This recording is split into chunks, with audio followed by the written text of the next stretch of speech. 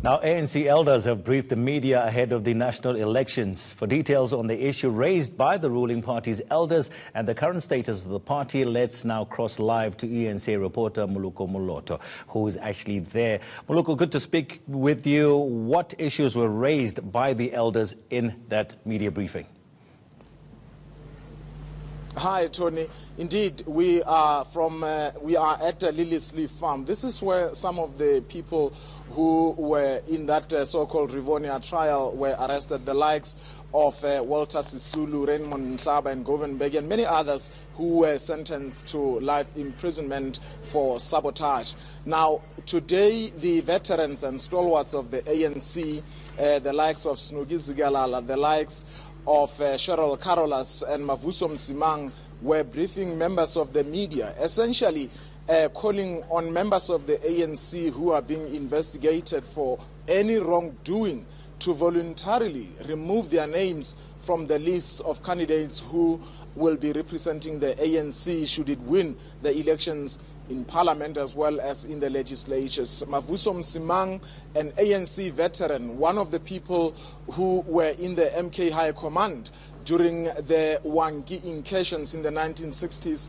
was even saying that the principle of innocence until proven otherwise in the ANC doesn't apply, saying that this is in line with the resolution of the ANC. And if I'm not wrong, this was a resolution taken during the 2012 ANC Congress that was held in Mangaung, where the party decided that those who are being investigated must voluntarily step aside to clear their names. So the veterans were essentially reiterating that message, and they said that they support President Cyril Ramaphosa and his leadership collective, saying that they believe that he's the right man to help cleanse the African National Congress of the rot and the erosion of trust.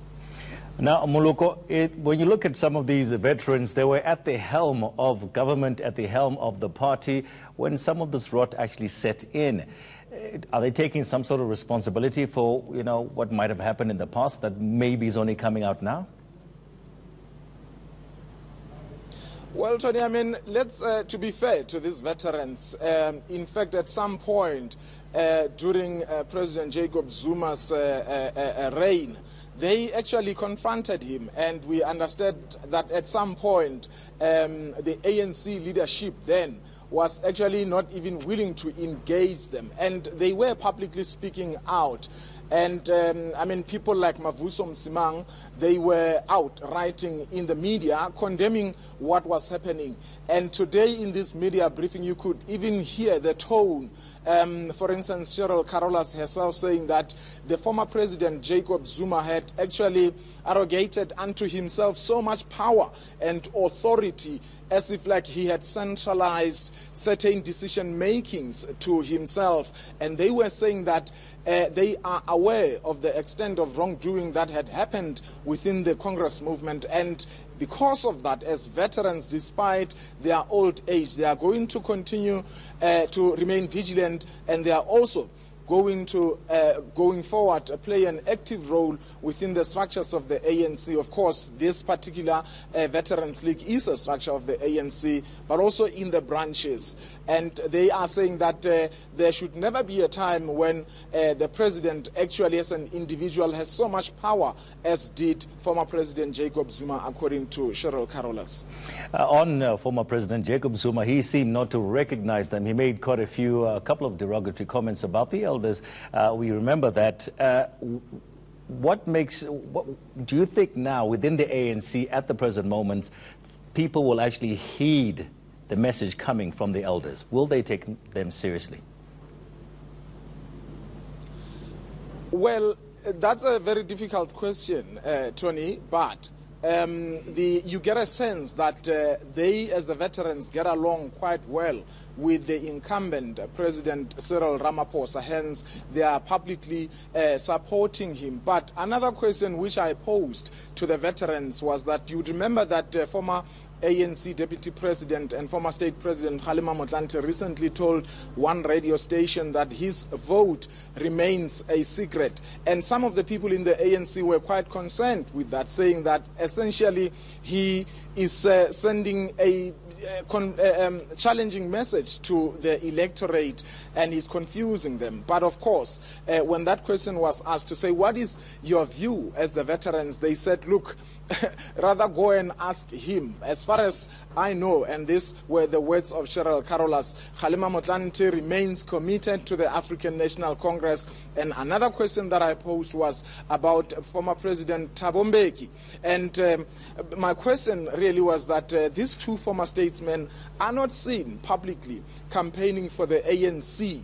Are they happy with their conspicuous absence as the Veterans League? And again, they literally avoided asking or answering that question. And for me, that was sending a message that possibly they are not happy, but they just don't want to come out clearly to condemn those two leaders. Now, lastly, Moloko, when you look at the atmosphere within there, that media briefing, did it look like the elders are positive about May the 8th?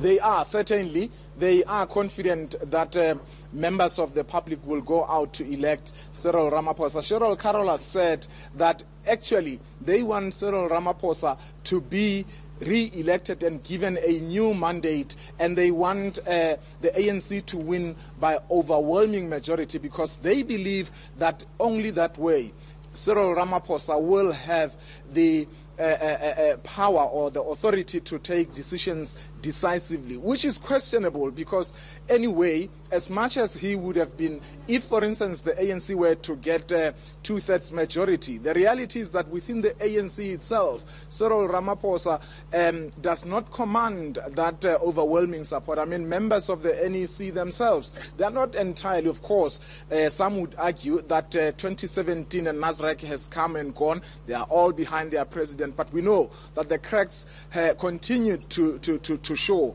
Now, whatever that Ramaphosa does, even if he were to get decisive victory at the polls, the question is the reality is that he's always going to be confined to the mood within the African National Congress. And we have seen when he was kind of like pushed to reappointing some of the people that commentators have said that he was unhappy with back in his cabinet. And the question is whether after the elections some of those people, for instance some of the people that the veterans said should recuse themselves from the list, if they were to be elected as MPs, will Cyril Ramaphosa have the courage to shun them and not reappoint them in his National Executive Council? All right, we'll wait and we'll see. We'll wait with bated breath. Moloko Moloto, they're reporting for us. He was at the media briefing by ANC elders where they're encouraging those ANC members who are implicated in corruption, reported in the commissions of inquiry and elsewhere, to withdraw their names from the electoral list.